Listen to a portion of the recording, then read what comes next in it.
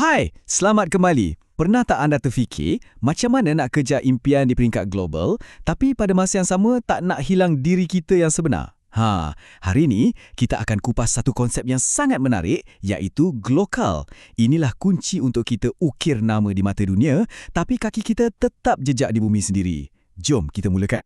Kan, kita selalu rasa macam tersepit antara dua dunia. Sebelah sini ada tarikan global, trend, teknologi, peluang kerja yang hebat-hebat. Sebelah sana pula ada akar kita, budaya kita, keluarga, nilai-nilai yang kita pegang sejak kecil. Persoalannya, perlukah kita pilih salah satu? Atau sebenarnya kita boleh dapatkan yang terbaik dari kedua-dua dunia? Nah, jawapannya ada pada idea individu glokal ni. Ia gabungan perkataan global dan lokal. Maksudnya mudah je. Seseorang yang bukan sahaja boleh bersaing di New York atau London, tapi pada masa yang sama, dia tak lupa asal-usul dia. Bayangkan, seorang CEO yang fasih berbahasa Inggeris tapi masih pekat logat negerinya bila bercakap dengan kita. Itulah dia, duta dunia yang berjiwa tempatan. Okey, jadi macam mana kita nak bina individu yang hebat macam ni? Macam mana-mana bangunan pencakap langit pun semuanya mesti bermula dengan tapak yang betul-betul kukuh kan? Jadi jom kita tengok apa bahan binaan utama untuk membina jati diri glokal ni. Asasnya terletak pada 5 nilai teras ni. Dan ini bukan setakat teori dalam buku teks tau. Ini adalah prinsip yang kita boleh amalkan setiap hari. Contohnya, hemah tinggi. Ia bukan sekadar kita berbudi bahasa dekat kampung, tapi ia tentang macam mana kita bawa adab sopan tu masa bentangkan idea dekat mesyuarat antarabangsa. Ataupun toleransi yang membolehkan kita bekerja sama dengan orang dari seluruh dunia tapi tetap hormat pada perbezaan masing-masing. Nilai-nilai inilah yang jadi kompas dalaman kita. Bila asas tadi dah kukuh, inilah hasilnya. Seorang individu glokal. Mereka ni bukan je mampu bagi idea bertaraf dunia, tapi yang paling penting, jati diri mereka tu kuat. Jadi bila masuk ke budaya baru, mereka boleh sesuaikan diri tanpa hilang arah tuju. Fikirkan je tokoh-tokoh hebat kita yang berjaya di luar negara. Mereka bijak guna teknologi, pandai berkomunikasi, tapi tak pernah lupa dari mana mereka datang. Inilah rupa individu masa depan. Baik, kita dah ada asas, dah ada plan induk atau blueprintnya.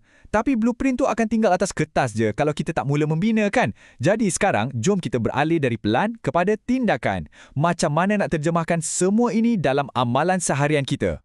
Tengoklah langkah-langkah praktikal ni. Ia sebenarnya benda yang kita boleh buat. Contohnya, kita belajar bahasa Jepun atau Mandarin. Tapi jangan sesekali lupakan bahasa Melayu. Atau kita guna teknologi dari luar negara untuk selesaikan masalah tempatan. Sebenarnya, dengan hanya menjaga adab kita bila melancong ke luar negara pun, kita dah jadi macam duta kecil untuk Malaysia. Kuncinya, tindakan-tindakan kecil yang kita buat setiap hari inilah yang akan membina impak yang sangat besar.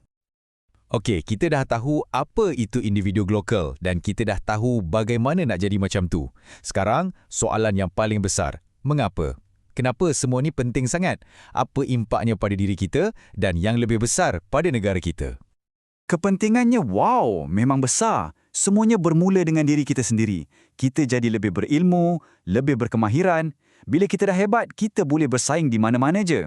Dan bila kita berjaya, secara tak langsung kita menaikkan imej negara. Ia macam satu kitaran positif yang sangat power. Kejayaan peribadi kita, contohnya, seorang usahawan tempatan yang berjaya tembusi pasaran antarabangsa secara langsung mengangkat martabat bangsa. Petikan ni betul-betul merumuskan segalanya dengan sempurna. Setiap usaha kita untuk jadi lebih baik di peringkat global sambil kita pegang kuat pada akar kita sebenarnya adalah satu sumbangan terus kepada reputasi negara. Setiap kejayaan seorang individu adalah kemenangan untuk kita semua. Okey, secara teori semuanya nampak hebat, nampak ideal. Tapi kita semua tahu, dunia sebenar ni selalunya lebih rumit kan? Ada masanya nilai-nilai yang kita pegang tu akan diuji. Jom kita lihat apa yang kita boleh panggil sebagai ujian tekanan untuk jati diri glokal ni.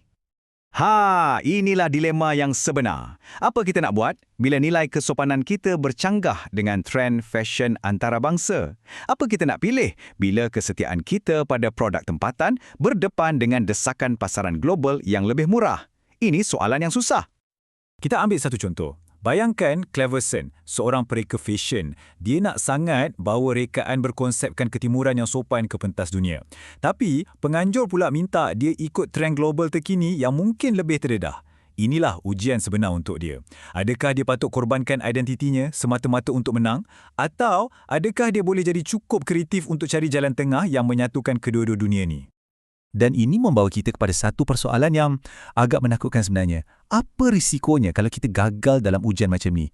Apa akan jadi kalau dalam kita sibuk kejar dunia, kita tercicir siapa diri kita yang sebenar? Akibatnya bukan kecil tau. Bila kita abaikan jati diri, kita boleh hilang maruah dan mudah sangat terikut-ikut dengan budaya luar yang tak elok. Yang paling ironi, bila kita dah tak ada akar yang kukuh, kita sebenarnya jadi lagi susah nak bersaing di peringkat global sebab kita dah tak ada apa-apa yang unik untuk ditawarkan. Akhirnya, kemajuan negara kita sendiri yang akan terjejas. Jadi, cuba kita fikir macam ni. Menjadi global tu bukanlah tentang memilih antara masa lalu dengan masa depan. Bukan pilih A atau B. Sebaliknya, ia adalah tentang membina sebuah jambatan yang betul-betul kukuh. Jambatan yang menghubungkan warisan berharga yang kita ada di belakang dengan masa depan tanpa sempadan yang menanti kita di hadapan.